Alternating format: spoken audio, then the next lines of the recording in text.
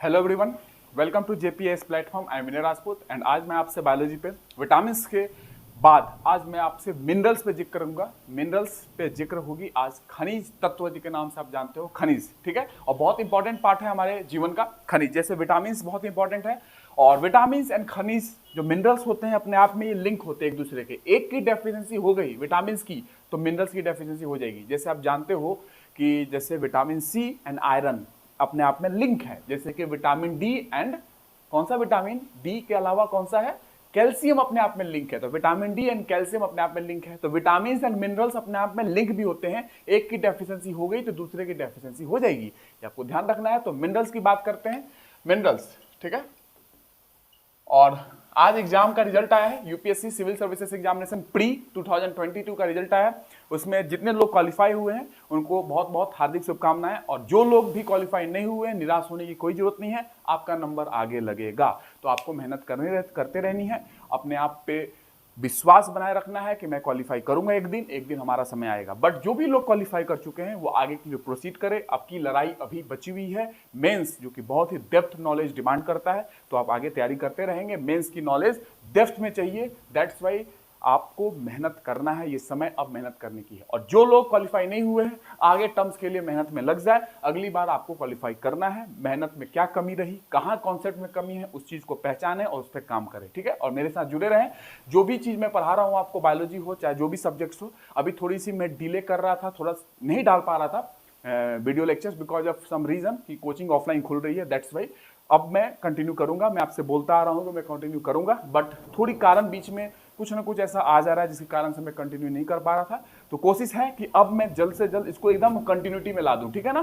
तो क्षमा मांगता हूं अगर मैं कंटिन्यू नहीं कर रहा हूं। जो लोग भी कंटिन्यू वीडियो देख रहे हैं उनको जाहिर सी बात है प्रॉब्लम हो रही होगी, इसके लिए मैं आपसे क्षमा मांगता हूं। आगे मैं कंटिन्यू रखूंगा और आपको बेस्ट से बेस्ट नॉलेज प्रोवाइड करूंगा विद कॉन्सेप्ट। ठीक है, आप जानते हो विदाउट कॉन्सेप्ट में बात नहीं करता। तो कॉन्सेप्ट की बात चलेगी और अच्छे लेवल पे चलेगी जितनी एग्जाम में रिक्वायर्ड है, मेंस हो चाहे प्री हो। ठीक है, मिनरल्स की बात करते हैं। आप जानते हैं हिंदी में इसको खनिज बोलते हैं और बहुत इंपॉर्टेंट है। तो मिनरल्स की बात करें, मिनरल्स हम लोग 3 पार्ट में बांट सकते हैं। ठीक है, ये लिविंग ऑर्गेनिज्म की बात कर रहा हूं, लाइफ। आप ज्योग्राफी में भी मिनरल्स का डिपोजिशन पढ़ेंगे कि ये मिनरल यहां मिलता है, ये मिनरल यहां मिलता है। लेकिन ये मिनरल्स जीवन की बात कर रहा हूं, जो हमारे अंदर मिनरल्स हैं या लाइफ के अंदर प्लांट्स हो, एनिमल्स हो, वो मिनरल्स की बात कर रहा हूं। वो कौन कौन से मिनरल हैं? तो जो मिनरल हमें ज्यादा मात्रा में चाहिए होती है उसको मेजर मिनरल बोल दिया। जो मिनरल हमें कम मात्रा में चाहिए होते हैं उसको माइनर मिनरल बोल दिया। जो उससे भी कम मात्रा में चाहिए उसको ट्रेस मिनरल और रेयर मिनरल्स भी होते हैं। तो इसको बांट सकते हो मिनरल्स को बांट सकते हो किसमें? Major mineral, major, minor mineral. आप समझ रहे हो, नाम से समझ में आ रहा है। Major mineral, minor mineral, trace mineral और रेयर भी होते हैं, बट ट्रेस तक ही आप समझते हो। ठीक है ना, ये आपको ध्यान रखना है। तो ये मिनरल्स आपके पास है। अब मिनरल्स में भी आप मेजर मिनरल्स पहले पढ़ेंगे, उसके बाद माइनर, उसके बाद ट्रेस। अब मेजर मिनरल की बात करूं तो इसमें आपको ये जानना है कि they are naturally occurring chemicals. ये नेचुरली अकरिंग केमिकल्स होते हैं, नेचर में रहते हैं। वी नीड, हमें इसकी जरूरत है अगर हमें जिंदा रहना है तो they are naturally occurring chemicals and we need to live. They are naturally occurring chemicals. ये नेचुरली अकरिंग केमिकल्स होते हैं, मतलब प्रकृति की बात कर रहा हूं। Naturally occurring chemicals and we need to live. अगर हमें जिंदा रहना है तो हमें जरूरत है इसकी। वी नीड, क्यों जरूरत है हमें? To live. क्योंकि आप जानते हो कि विटामिन और मिनरल्स अपने आप में लिंक है। एक विटामिन की कमी हो जाएगी तो आपको मिनरल की कमी हो जाएगी। जैसे विटामिन डी की कमी हो गई तो कैल्शियम की कमी हो जाएगी। आप समझ रहे हो, विटामिन सी आयरन से लिंक है, इसीलिए ये जरूरत है। और they are naturally occurring chemicals and we need to live. Excluding, कौन कौन से इसमें नहीं जोड़े जाते हैं मेजर मिनरल्स में? एक्सक्लूडिंग, इनको आपको नहीं इंक्लूड करना है। कार्बन, हाइड्रोजन, ऑक्सीजन, नाइट्रोजन, इसको आपको इंक्लूड नहीं कर रहा है। ठीक है, ये आपको ध्यान रखना है। तो मिनरल्स की बात कर रहे हैं, मिनरल्स की बात कर रहा हूं। मेजर एलिमेंट्स भी होते हैं। एलिमेंट्स जो तत्व जानते हो आप, जो आपको केमिस्ट्री में पढ़ाऊंगा तत्व क्या होते हैं, और उसके साथ साथ आपको मॉलिक्यूल्स, एटम्स, कंपाउंड सब पता चलेगी। तो लगभग तत्व की बात करूं, एलिमेंट्स की, 34 एलिमेंट्स के आसपास आपके प्रोटोप्लाज्म में है। आपका जो शरीर है 34 एलिमेंट्स से लगभग, लिविंग ऑर्गेनिज्म के अंदर 34 ऐसे एलिमेंट पाए जाते हैं। उनको भी बांटा जाता है major element, minor element, trace element और रेयर एलिमेंट, ऐसे बांटा जाता है। ठीक है, 34 ऐसे एलिमेंट है, 34 एलिमेंट्स है जिसके द्वारा हमारी शरीर बनी हुई है। हमारे प्रोटोप्लाज्म में, जीव द्रव में 34 एलिमेंट पाए जाते हैं। ये मैं तत्वों की बात नहीं कर रहा हूं, ये मैं मिनरल्स खनिज की बात कर रहा हूं जो आपके बॉडी में पाए जाते हैं। जो खनिज ज्यादा मात्रा में चाहिए हमारे बॉडी को उसको मेजर बोलेंगे, उसके बाद माइनर, उससे कम, और उससे कम मात्रा में चाहिए तो ट्रेस मिनरल के नाम से जाने जाते हैं। ठीक है, ये आपको ध्यान रखना है। तो एलिमेंट की बात नहीं कर रहा हूं मैं, आपसे मिनरल की बात कर रहा हूं। ठीक है, तो mineral, this is the mineral part. ठीक है, आपको ध्यान रखना है। खनिज तत्व बोल सकते हो, खनिज तत्व। ठीक है, आगे चलते हैं। There is no such thing like essential mineral. जैसे आप इसेंशियल अमीनो एसिड्स पढ़े, नॉन इसेंशियल अमीनो एसिड पढ़ा आपने, उसी तरीके से ऐसा कुछ नहीं कि इसेंशियल मिनरल होते हैं। Essential mineral, there is no such thing like essential minerals. क्यों? क्योंकि जितने भी डाइटरी मिनरल्स होते हैं, जो भी डाइटरी मिनरल्स होते हैं, वो सब इसेंशियल होते हैं। तो ऐसा कोई चीज नहीं है इसेंशियल मिनरल्स। जो भी डाइटरी मिनरल्स हैं वो सब के सब इसेंशियल हैं। तो all dietary minerals are essential. All dietary minerals are essential. हर डाइटरी मिनरल इसेंशियल है। ठीक है ना, ये आपको ध्यान रखना है। तो ये बोलना ज्यादा सही नहीं है मिनरल्स के, अगर इसमें देखा जाए तो, कि essential mineral, non essential mineral. यहाँ पे आप समझ सकते हैं जितने भी डाइटरी मिनरल्स होते हैं सब इसेंशियल ही होते हैं। ठीक है, ये आपको ध्यान रखना है। ये 2 पॉइंट हो गए। उसके बाद रिकमेंडेड डेली अमाउंट कितना है? Recommended daily amount major minerals का कितना है? कितना रिकमेंड किया गया डेली? 100 मिलीग्राम और उससे ज्यादा, 100 मिलीग्राम और मोर। ये आपको ध्यान रखना है। माइनर कितना है? Less than 100 milligram. Less than 100 milligram ये माइनर मिनरल्स चाहिए, और मेजर मिनरल्स में 100 मिलीग्राम और उससे ज्यादा रिकमेंडेड डेली, जो आपको डेली लेना है मिनरल्स, ये 100 मिलीग्राम और उससे ज्यादा है। तो recommended daily amount is 100 milligram और मोर। ये आपको ध्यान रखना है। किसके लिए? मेजर मिनरल्स के लिए। और इससे कम होगा माइनर मिनरल्स। ठीक है, 100 मिलीग्राम से कम, और ट्रेस समझ सकते हो उससे भी कम होगा। तो ये बेसिक चीज है, आप नोट कर लेंगे। मेजर की बात करेंगे अभी हम लोग। मेजर पढ़ने से पहले इनका लिस्ट करूं मैं, मेजर में कौन कौन आएंगे, आपको मैं मिनरल्स की फंक्शन बता देता हूं। जो आपको अगर कभी पूछ लिया गया कि मिनरल्स की फंक्शन बताओ, मिनरल्स के क्या कार्य है बॉडी में, तो आप सीधा लिख सकते हैं। ठीक है, और इन्हीं फंक्शन में से, जो भी फंक्शन मैं बताऊंगा आपको, इन्हीं में से कोई फंक्शन कोई मिनरल परफॉर्म कर रहा होगा, कोई फंक्शन कोई मिनरल परफॉर्म कर रहा होगा। तो ये इन जनरल में आपको लिख के दिखा दे रहा हूं, लिस्ट आउट कर दे रहा हूं कि क्या क्या इसके फंक्शन है। तो पहला, अगर मिनरल की फंक्शन की बात करो, मिनरल्स फंक्शन या फंक्शन ऑफ मिनरल, ठीक है ना, फंक्शन की बात कर रहा हूं, क्या इनके कार्य है बॉडी में। पहला, वाटर बैलेंस। आज समझ सकते हो वाटर को बैलेंस करते हैं बॉडी में। डिटेल में नहीं जाएंगे इसके अंदर समझने के लिए कैसे वाटर बैलेंस करते हैं, बस आपको ध्यान रखना है कि water balance and electrolyte balance, water and electrolyte balance. ORS की लेते हो ना घोल, इलेक्ट्रोलाइट की बात सुनते होगे ओआरएस में, तो वाटर एंड इलेक्ट्रोलाइट बैलेंस। दूसरा, blood pressure regulation, BP regulate करता है, BP regulation, blood pressure regulation, जो ब्लड प्रेशर है उसको भी रेगुलेट करता है, कम ज्यादा, बीपी बढ़ गया, बीपी कम हो गया, तो ये मिनरल्स का फंक्शन है। और क्या है? ग्रोथ एंड डेवलपमेंट, ग्रोथ, आपकी ग्रोथ समझ सकते हो, कैल्शियम ग्रोथ के लिए इंपॉर्टेंट है, ग्रोथ एंड डेवलपमेंट, बहुत सारे ऐसे मिनरल्स हैं। ठीक है, चौथा, ये सारे आपको मिनरल्स की कभी फंक्शन की बात करें तो आप ये पॉइंट आपको ध्यान रखना है। सेल मेटाबॉलिज्म, सेल के अंदर जो भी क्रियाएं हो रही हैं, रिएक्शंस हो रहे हैं, सेल मेटाबॉलिज्म इंपॉर्टेंट है। मैंने कई बार आपसे कई मिनरल का जिक्र किया है। सेल में जो भी मेटाबॉलिज्म, जो भी रिएक्शंस हो रहे हैं, मेटाबॉलिज्म मतलब जितने बॉडी के अंदर रिएक्शंस हो रहे हैं सबको मिला के हम लोग मेटाबॉलिज्म बोलते हैं। इनमें भी 2 भाग है, कैटाबॉलिज्म, एनाबॉलिज्म, जो कि आपको पढ़ना है रेस्पिरेशन में। ठीक है, पढ़ेंगे। तो सेल मेटाबॉलिज्म में इसका रोल है। बोन हेल्थ, आपकी हड्डियों के लिए इंपॉर्टेंट है। कैल्शियम, फास्फोरस, आपको पता होगा, बोन हेल्थ। तो देखिए मिनरल्स का कितना रोल है। बोन हेल्थ, बोन की हेल्थ के लिए इंपॉर्टेंट है। 6 पॉइंट लिखेंगे, ये सारे पॉइंट आपको ध्यान रखना है। और blood cell formation, blood cell, RBC, WBC, blood cell formation, blood cell को फॉर्म करता है। एंड क्लॉटिंग में भी भाग है इसका। आप जानते हो कैल्शियम का रोल है क्लॉटिंग में, ठीक है ना। तो और भी मिनरल्स है जिसका क्लॉटिंग में रोल होता है। और उसके साथ nerve impulse transmission, nerve impulse जो ट्रांसमिट होते हैं, इलेक्ट्रिकल सिग्नल्स होते हैं जो आपके बॉडी में ट्रांसमिट होते हैं, नर्व इंपल्स, उसके लिए भी इंपॉर्टेंट है। Nerve impulse, nerve impulse transmission, ठीक है। 8वां पॉइंट, नर्व इंपल्स ट्रांसमिशन में रिपोर्टेड है। एंटीऑक्सीडेंट डिफेंस, जो भी एंटीऑक्सीडेंट होते हैं, मैंने बार बार कई बार जिक्र किया एंटीऑक्सीडेंट का, तो उनकी डिफेंस, उनको डिफेंस करते हैं, उनको रक्षा करते हैं। डिफेंस होता है ना हमारे, डिफेंस, उसी तरीके से ये मिनरल्स उनका डिफेंस करते हैं एंटीऑक्सीडेंट का। एंटीऑक्सीडेंट विटामिन सी होते हैं एंटीऑक्सीडेंट, ग्लूटाथियोन की बात किया था मैंने, glutathione, vitamin C, vitamin E, तो एंटीऑक्सीडेंट को बचाते हैं, डिफेंस मिनरल्स। और क्या हो सकता है 9 पॉइंट पे? देखिए सारे पॉइंट आपको ध्यान रखना है। मिनरल्स का आपका एक कॉन्सेप्ट, एक ब्रॉड कॉन्सेप्ट होगा कि अच्छा मिनरल्स ये होते हैं, फिर हम लोग वन बाय वन करके पढ़ेंगे, ठीक है। मसल कॉन्ट्रैक्शन, आपको पता है मसल कॉन्ट्रैक्शन में किसका रोल है? मसल को कॉन्ट्रैक्ट करना, मसल को रिलैक्स करना। Muscle contraction relaxation, muscle contraction and relaxation. Muscle contract कर रहा है, मसल रिलैक्स कर रहा है, उसमें ये आपको ध्यान रखना है। बेसिक फंक्शन मैंने 9 बताए हैं। कभी भी मिनरल्स की बात आएगी तो ये आपको इतना पॉइंट ध्यान रहना चाहिए मिनरल्स के बारे में, मसल कॉन्ट्रैक्शन, रिलैक्सेशन और ये सारी चीजें, ठीक है। इसको नोट कर लेंगे, ठीक है। ओके, इरेज करूं। ये बेसिक फंक्शन है। इन जनरल मैंने आपको मिनरल्स के फंक्शन पढ़ा दिए, ठीक है। अब मैं एक एक करके मेजर मिनरल्स पढ़ाऊंगा, माइनर मिनरल्स पढ़ाऊंगा। जितने एग्जाम पॉइंट ऑफ व्यू से रिक्वायर्ड है उतना ही, ज्यादा डेप्थ में नहीं जाना है, ठीक है। और उसके बाद हम लोग ह्यूमन फिजियोलॉजी स्टार्ट करेंगे, मानव कार्य की, डाइजेशन पढ़ेंगे, डाइजेशन के बाद रेस्पिरेशन वगैरह, और फिर आगे हम लोग बढ़ते जाएंगे। कार्डियोवैस्कुलर सिस्टम, हार्ट पढ़ेंगे, एक्सक्रीटरी सिस्टम, किडनी पढ़ेंगे, इंटीग्यूमेंट्री सिस्टम, स्किन पढ़ेंगे, ऐसे हम लोग पढ़ते जाएंगे। रिप्रोडक्टिव सिस्टम लास्ट में पढ़ेंगे, प्रजनन तंत्र, ठीक है, human reproductive system.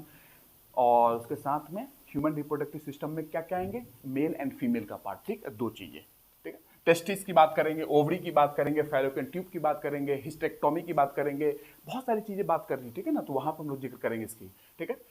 Major minerals की बात करते हैं, कौन कौन है मेजर मिनरल्स।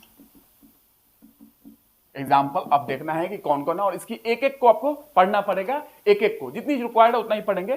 कैल्शियम इंपॉर्टेंट है, पहला कैल्शियम, दूसरा मैग्नीशियम, तीसरा पोटेशियम। ये सारे क्या है? 7 हैं। 7 मेजर मिनरल्स होते हैं, 7 लिख लेंगे, 7 मेजर मिनरल्स 7 है। उसमें कैल्शियम हो गया, मैग्नीशियम हो गया, पोटेशियम हो गया, सोडियम, चौथा सोडियम, उसके बाद सल्फर, यस डेफिनेटली सल्फर होगा, पांचवा सल्फर,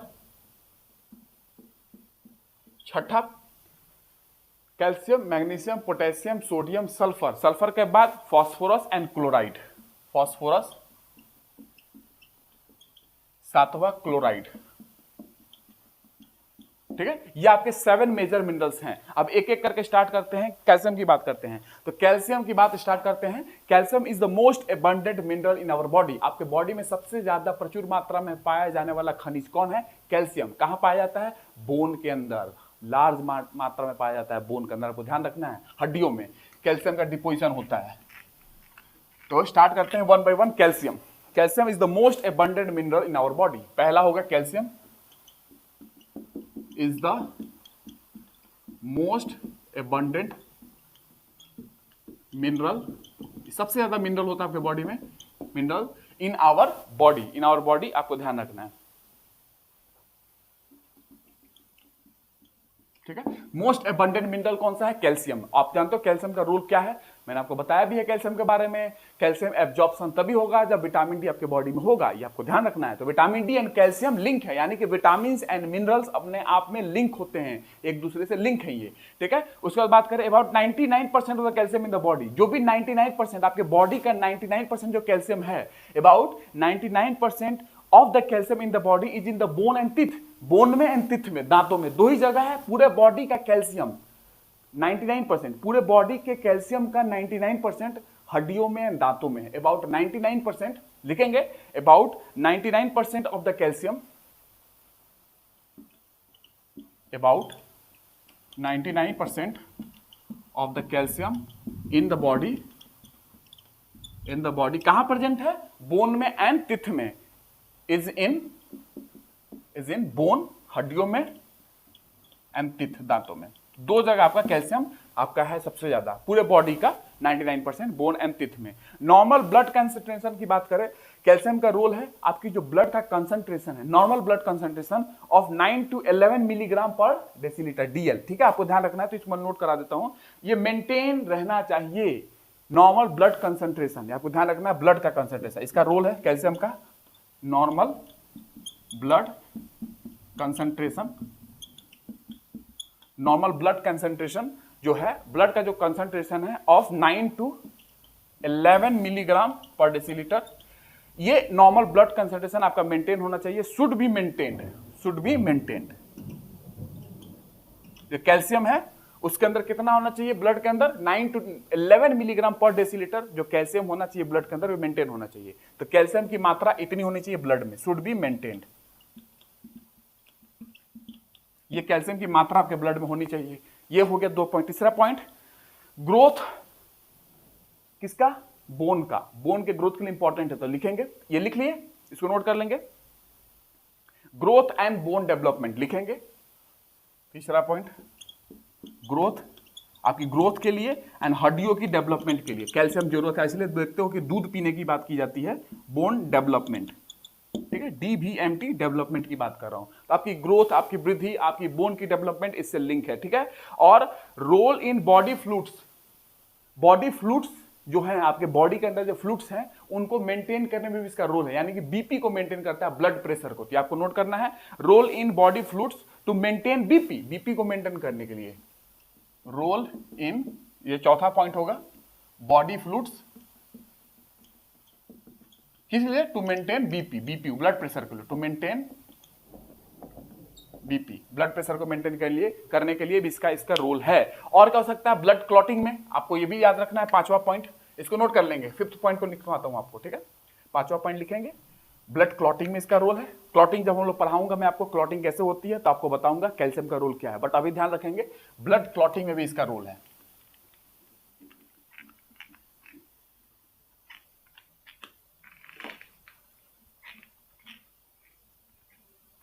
ठीक है, ब्लड क्लॉटिंग में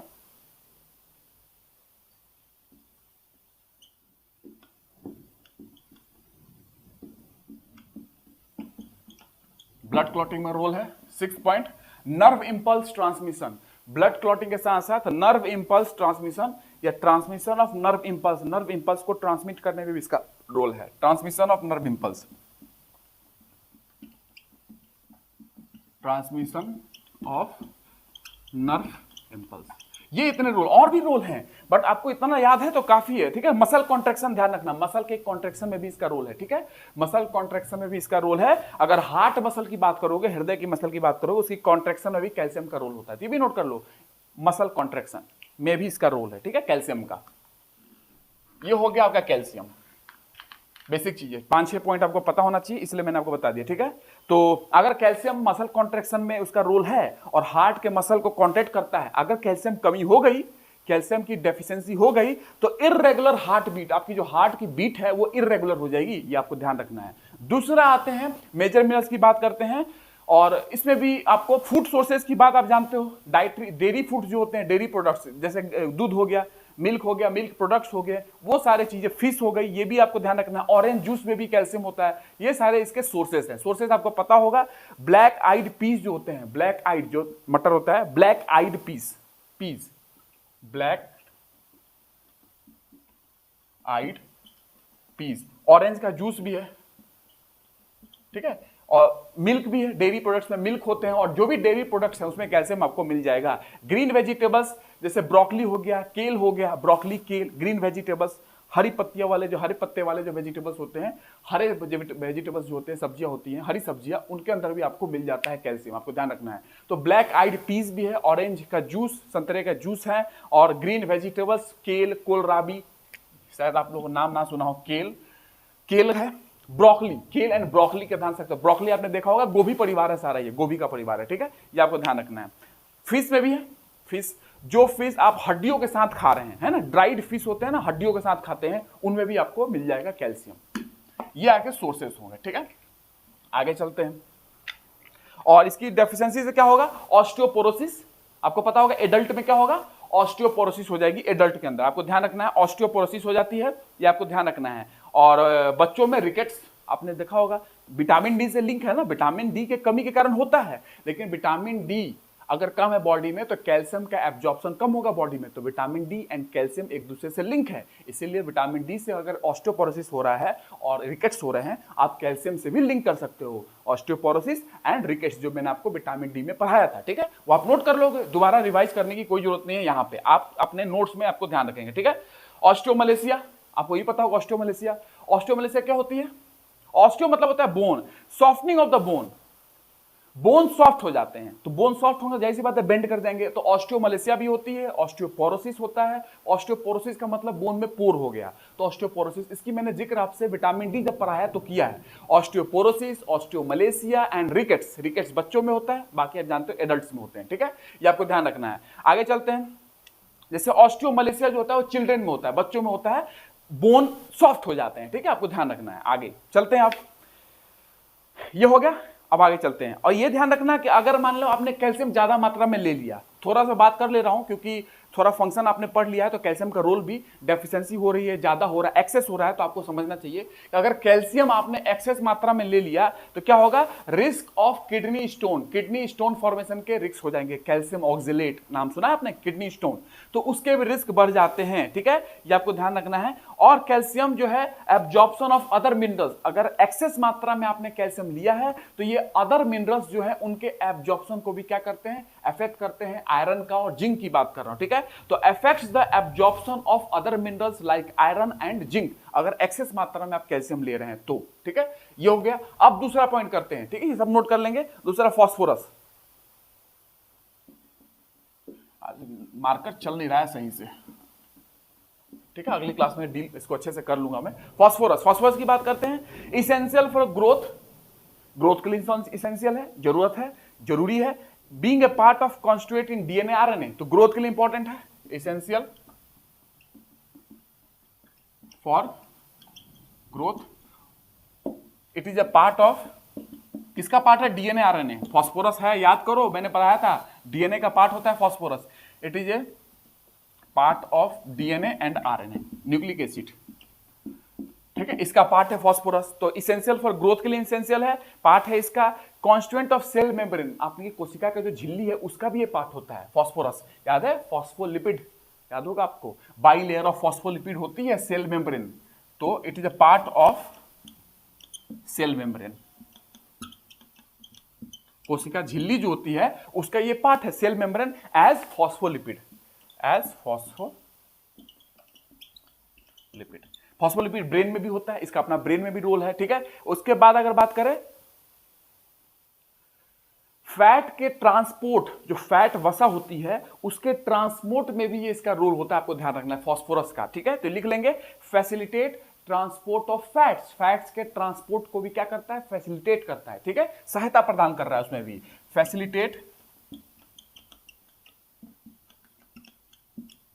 ट्रांसपोर्ट ऑफ फैट, फैट को जो वसा होती है उसकी ट्रांसपोर्ट कर रहा है, कैसे, as lipoproteins, as lipoprotein, lipoprotein, lipoprotein मैंने सब पढ़ाया जब प्रोटीन पढ़ाया था, ठीक है।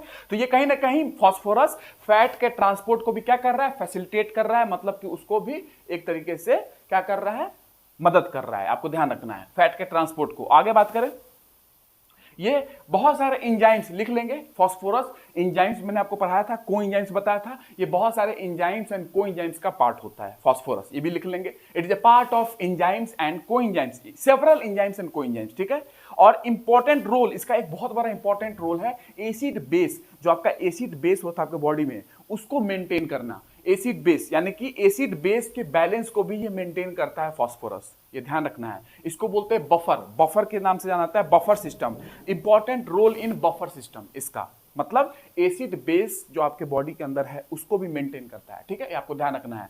ये एसिड बेस बैलेंस करता है एंड बॉडी के पीएच को रेगुलेट करता है, बॉडी के पीएच को रेगुलेट करता है। तो it regulates the pH of body and acid base system, acid base balance, acid base को बैलेंस करता है, यानी कि बफर सिस्टम की तरह काम करता है। बफर सिस्टम का मतलब एसिड बेस को बैलेंस करना, ठीक है, और पीएच को रेगुलेट करता है, ठीक है, कम ज्यादा। और ये बोन और टीथ का भी पार्ट है फास्फोरस। कैल्शियम फॉस्फेट आपने सुना होगा, कैल्शियम फॉस्फेट एक दूसरे से लिंक है बोन में एंड टीथ में, तो ये बोन एंड टीथ का भी पार्ट है। इतना पॉइंट आपको याद रखना है फास्फोरस के बारे में। इसका सोर्स बात करें, ऑल टाइप्स ऑफ फूड, जितने भी आप फूड की बात कर लो, जितने भी फूड, लगभग almost all types of food contain some phosphorus. हर प्रकार के लगभग फूड देख लो उसमें कुछ ना कुछ फास्फोरस होता ही है, इसलिए पीपुल जो होते हैं लोग इसके लिए डेफिशिएंट नहीं होते हैं, मतलब लोगों में इसकी कमी आमतौर पे नहीं होती है फास्फोरस में, क्योंकि लगभग जो फूड आपके जो फूड है उसके अंदर ये मिल ही जाता है, ठीक है। लेकिन सबसे ज्यादा कहां मिलेगा, सी फूड में और मीट के अंदर, सी फूड एंड मीट, ये अब सोर्स की बात कर रहा हूं, सी फूड एंड मीट में, है ना।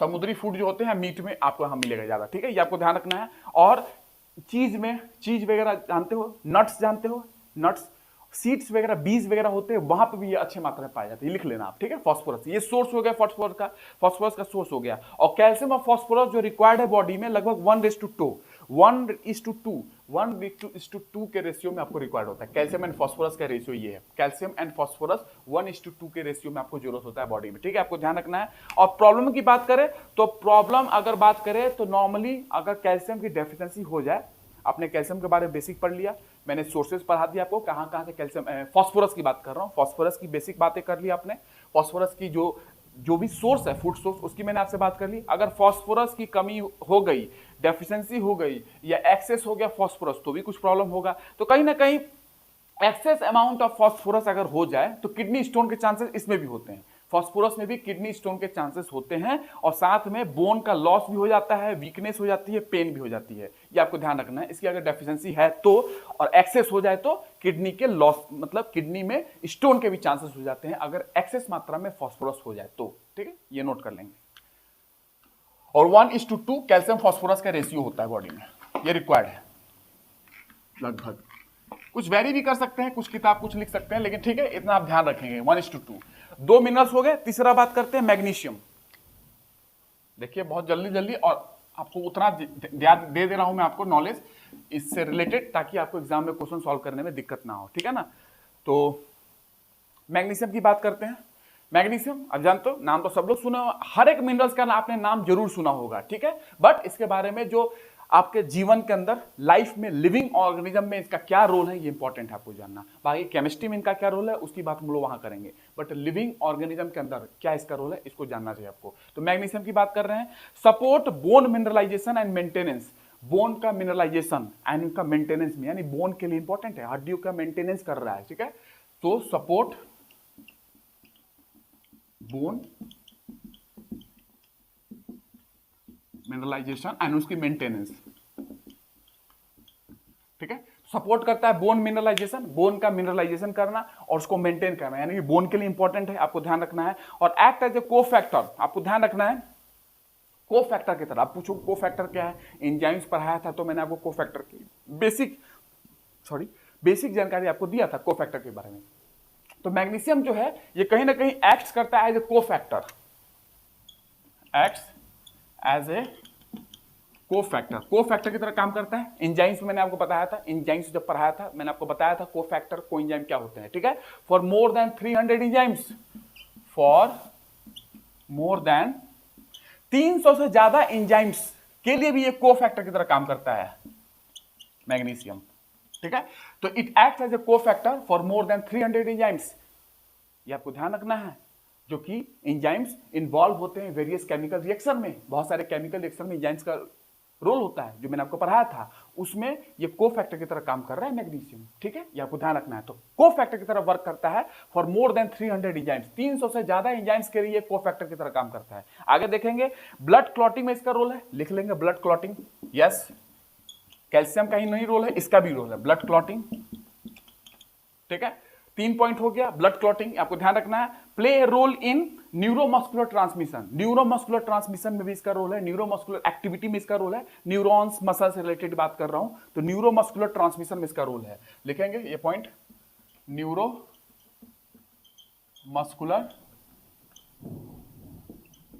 ट्रांसमिशन एंड उसकी एक्टिविटी, ठीक है। तो न्यूरॉन्स मसल से रिलेटेड जो बात है, न्यूरोमस्कुलर ट्रांसमिशन एंड उसकी एक्टिविटी से रिलेटेड, ठीक है। उसके बाद अगर बात करूं, अगर कैल्शियम की बात करूं तो कैल्शियम एक स्टिमुलेटर है, स्टिमुलेट करता है। लेकिन अगर मैग्नीशियम की बात करूं तो ये रिलैक्सर है।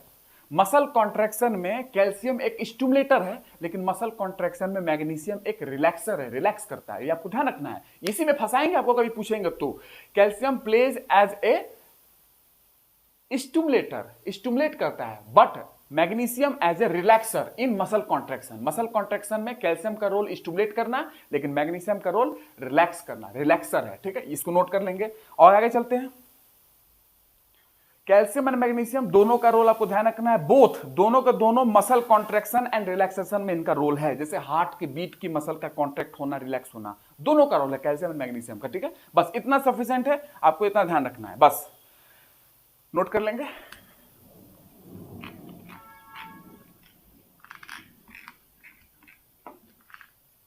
ठीक है, अब इसके सोर्सेस की बात करो तो लीफी ग्रीन जो वेजिटेबल्स होते हैं उनमें आपको मैग्नीशियम मिल जाएगा। Leafy green vegetables are good source of magnesium. उसके बाद अगर बात करें, ठीक है, कुछ नट्स हैं जैसे कि एलमंड है, एलमंड के छिलके में शायद मैग्नीशियम मिल जाती है, तो नट्स वगैरह जो होते हैं ना, नट्स में भी मिल जाएगा मैग्नीशियम, आपको सोर्स है इसका।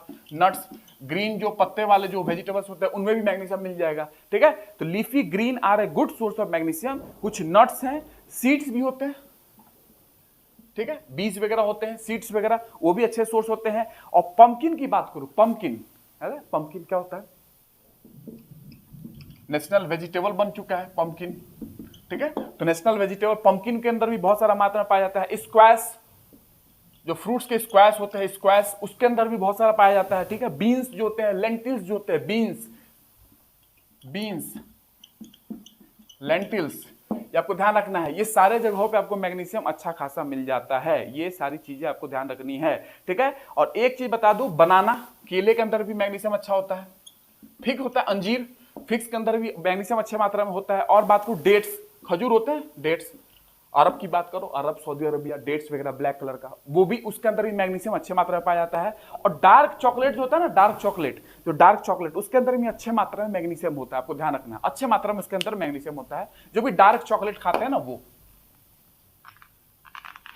ये हो गया मैग्नीशियम की कहानी, सोर्सेस हो गया, बेसिक चीजें आपने पढ़ ली। अगर प्रॉब्लम हुई, आपने एक्सेस इंटेक किया, problem due to excess intake of magnesium अगर आपने ज्यादा मात्रा में ले लिया तो क्या होगा, प्रॉब्लम होगा कि नॉर्मली ये इंडस्ट्रियल वर्कर जो होते हैं, इंडस्ट्रियल वर्कर, उनमें ये प्रॉब्लम होती है, एक्सेस वो ले लेते हैं। इंडस्ट्री में जो वर्क करते हैं ना वर्कर, उनको प्रॉब्लम होती है एक्सेस मैग्नीशियम जब वो ले लेते हैं। ठीक है, तो टॉक्सिसिटी उनके अंदर में हो जाती है इंडस्ट्रियल वर्कर में, जब वो एक्सेस मात्रा में मैग्नीशियम को ले लेते हैं अपनी बॉडी में। ठीक है, ये हो जाएगा दूसरा पॉइंट।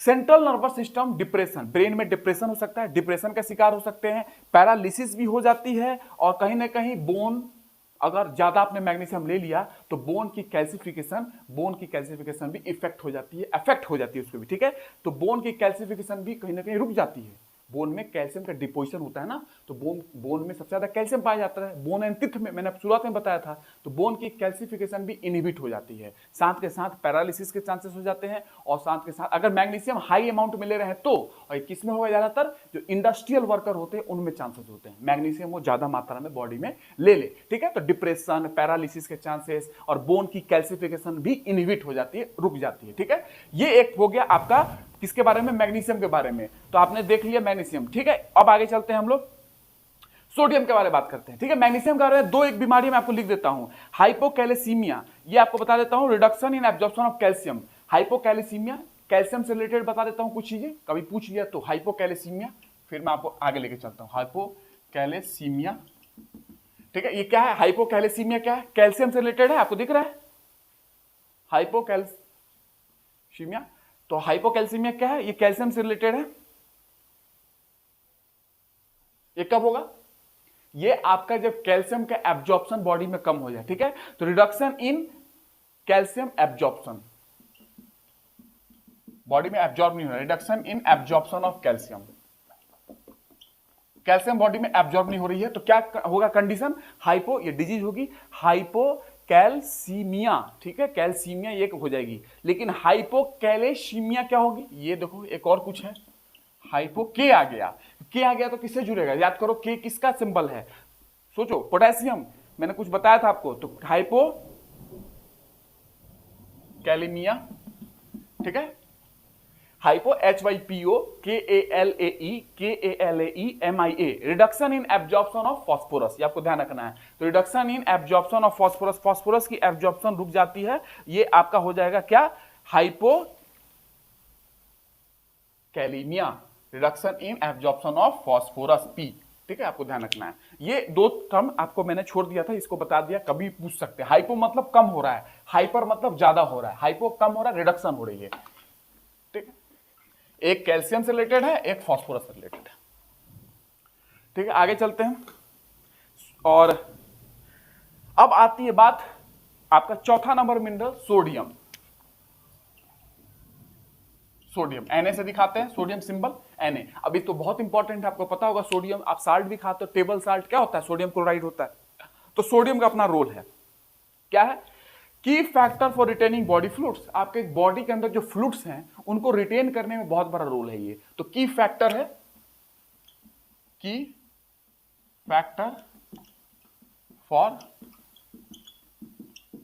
Retaining body fluids. आपको बॉडी के अंदर जो भी फ्लूइड्स है ना उसको रिटेन करता है, उसको जाने नहीं देता है, टिश्यू के अंदर रिटेन करेगा, ठीक है। उससे प्रॉब्लम भी हो जाती है बाद में, लेकिन कहीं ना कहीं ये बॉडी फ्लूइड्स को रिटेन करता है आपके बॉडी में, ठीक है, ये आपको ध्यान रखना है, कंजर्व करता है। उसके बाद रेगुलेट करता है एसिड बेस बैलेंस को, आपके बॉडी के अंदर एसिड बेस बैलेंस को रेगुलेट करता है, ठीक है,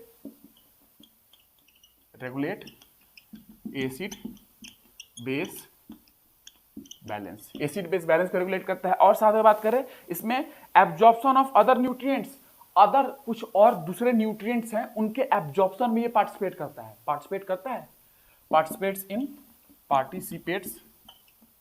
इन absorption of other nutrients,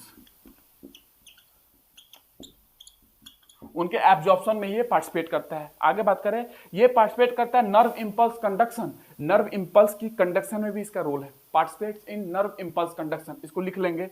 and muscle contraction, definitely muscle contraction में इसका भी रोल है, it's participates in nerve impulse conduction and muscle contraction, लिख लेंगे इस पॉइंट को, ठीक है। आगे चलते हैं, अगर आपने एक्सेस मात्रा में मैंने ले लिया, एक्सेस सोडियम, क्योंकि सोडियम क्या कर रहा है, पानी को रिटेन कर रहा है, बॉडी फ्लूइड्स मतलब पानी को रिटेन कर रहा है मान लो, तो एक्सेस सोडियम क्या करेगा, अट्रैक्ट करेगा मोर अमाउंट ऑफ वाटर, ज्यादा अमाउंट ऑफ वाटर को अपने साइड अट्रैक्ट करता है ना, आकर्षित करता है, ये पानी को रिटेन कर रहा है, बॉडी फ्लूइड्स को रिटेन कर रहा है। एक्सेस सोडियम, ज्यादा मात्रा में अपने सोडियम ले लिया, तो amount of water that is present in the body, जो टिश्यू के अंदर प्रेजेंट हो जाएंगे, क्योंकि रिटेन कर रहा है फ्लूइड को, वाटर को रिटेन करते जा रहा है, तो टिश्यू के अंदर वाटर जो होगा रिटेन करने लगेगा, वहां पे इकट्ठा होने लगेंगे। उस कंडीशन को हम लोग बोलते हैं कहीं ना कहीं, जब आपके बॉडी टिश्यू में पानी इकट्ठा होने लगते हैं, उसको इडीमा बोलते हैं, EDEMA, ठीक है।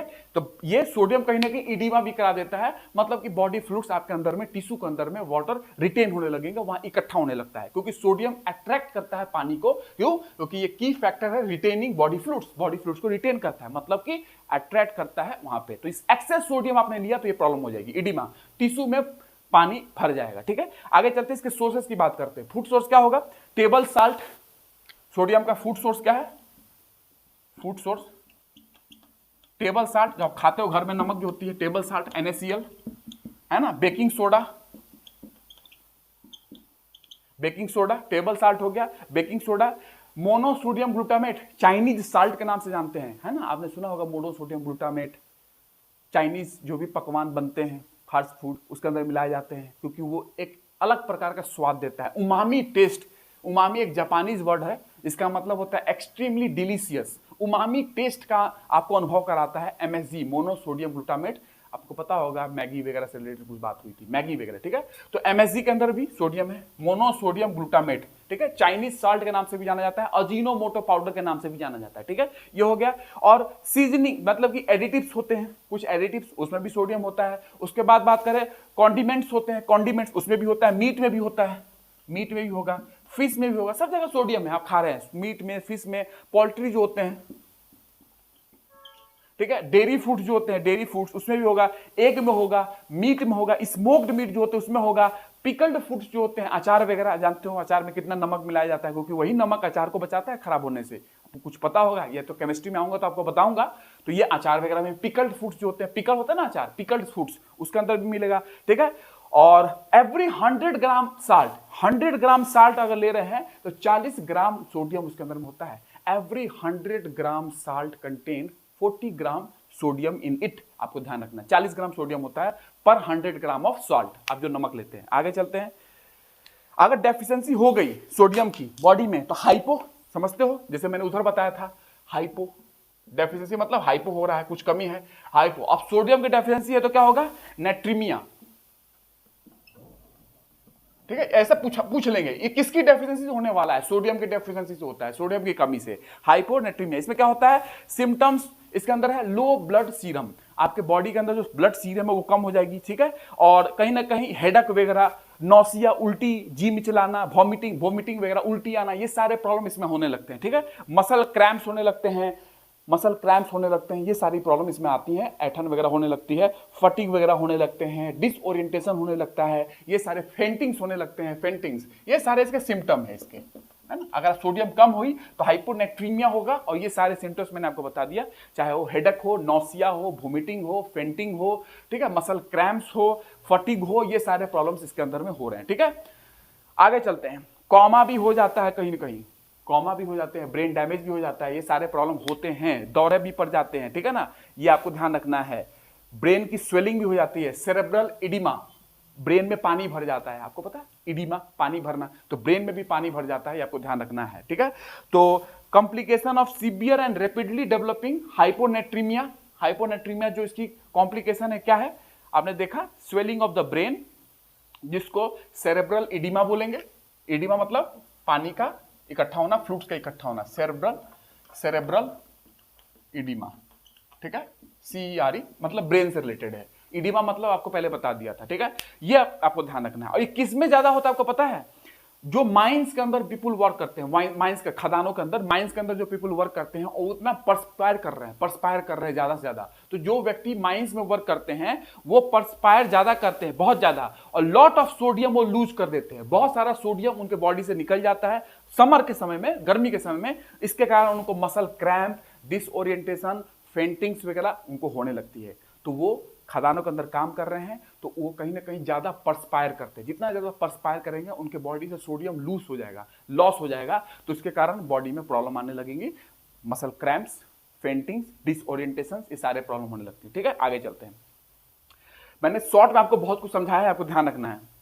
एक्सेस ले लिया तो इंटेक, ये तो कम लिया आपने तो हुआ, सोडियम की कमी हो गई, तो ये सारे ज्यादा सोडियम हो गए तो बॉडी में क्या होगा, ब्लड प्रेशर बिगड़ जाएगा, बीपी बढ़ जाएगी आपकी, हाई बीपी हो जाएगा, ठीक है।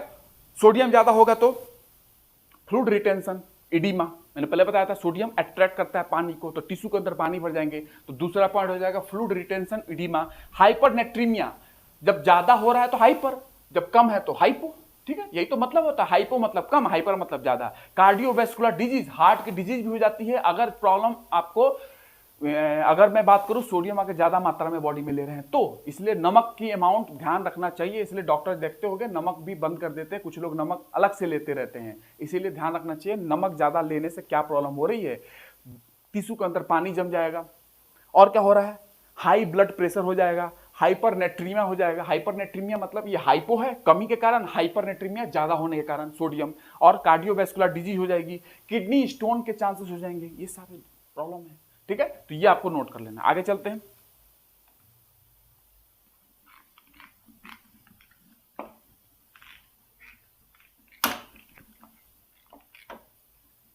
ठीक है, पोटेशियम की बात करते हैं।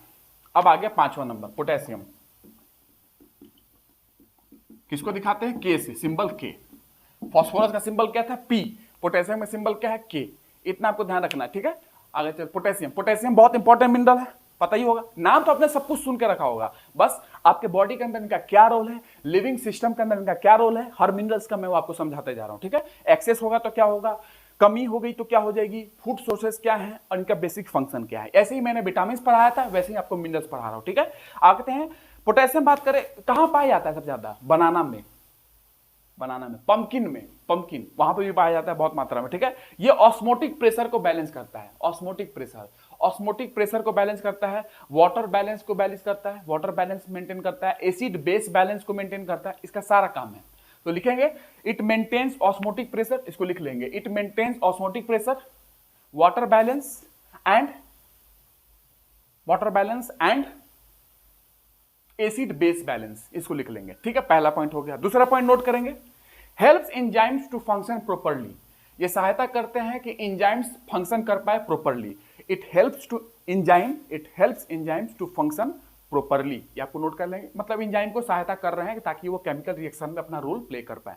एंजाइम को सहायता दे रहे हैं, ठीक है, ये आपको ध्यान रखना है। आगे नर्व इंपल्स ट्रांसमिशन, इनका भी रोल है नर्व इंपल्स को ट्रांसमिट करना, तो नर्व इंपल्स ट्रांसमिशन तीसरा पॉइंट हो गया। चौथा पॉइंट लिखेंगे muscle contraction and regular heart beat, आपकी जो हार्ट बीट है वो रेगुलर रहे, इरेगुलर ना हो, उसमें भी इसका रोल है। तो muscle contraction and regular heart beat, ठीक है, और it helps to maintain BP, blood pressure को भी ये मेंटेन करता है। It helps to maintain BP, blood pressure, ये इसका बेसिक रोल है, आप लिख लेंगे, ठीक है। तो जितना अगर हाई की हो जाएगा, बॉडी में ज्यादा पोटेशियम हो जाएगा तो आपका हार्ट बीट जो है वो कम हो जाता है, आपको ध्यान रखना है, हार्ट बीट कम हो जाएगा, ये ध्यान रखना है अगर पोटेशियम ज्यादा हो जाता है, इसलिए आपको ध्यान रखना चाहिए पोटेशियम का भी। तो बनाना में इसका सोर्स है, अब बात करते हैं सोर्सेस की। अब इसका सोर्सेस क्या है, banana is the source, one of the source. Pumpkin एक सोर्स है इसका, पंपकिन। उसके बाद बात करें ड्राइड फ्रूट्स जो होते हैं, ड्राइड फ्रूट्स, एप्रिकॉट्स, रेजिन्स,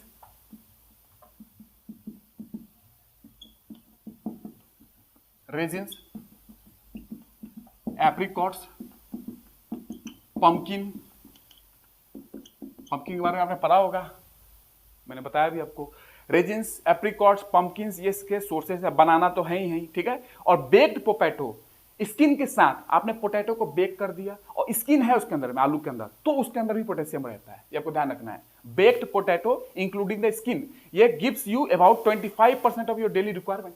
आपके डेली रिक्वायरमेंट पोटेशियम का 25% बेक्ड पोटैटो से मिल जाएगा। बेक्ड पोटैटो, जो आप पोटैटो को बेक करते हैं विद स्किन खा रहे हैं, तो 25% जो आपका डेली रिक्वायरमेंट है पोटेशियम का, वो वहीं से मिल जाता है, पोटैटो से। बेक्ड पोटैटो, याद चल नहीं रहा है, I am sorry for that, ठीक है, बेक्ड पोटैटो, ठीक है, विद स्किन, स्किन के साथ, छिलके के साथ, ठीक है, आपको ध्यान रखना है। और potassium is also found in many beans, बहुत सारे बीन्स होते हैं ना, बीन्स, उसमें मिलता है, बहुत सारे बीन्स में पोटेशियम मिल जाएगा। Kidney beans, Lima beans, Pinto beans, ये सारे बीन्स है। Kidney beans, Lima beans, Pinto beans, ये सारे बीन्स में आपको मिल जाएगा, ठीक है। तो किडनी बीन्स है, लीमा बीन्स है, पिंटो बीन्स है, एज वेल एज स्क्वैश में मिल जाएगा, एवोकाडो मिल जाएगा, स्क्वैश, एवोकाडो आप जानते होंगे, बहुत इंपॉर्टेंट है। एवोकाडो, सी होगा ना, एवोकाडो में मिल जाएगा। ये सारे इसके सोर्सेस हैं पोटेशियम के, ठीक है, आपको ध्यान रखना है। ये बेसिक चीजें मैंने आपको 5 बात कर लिया।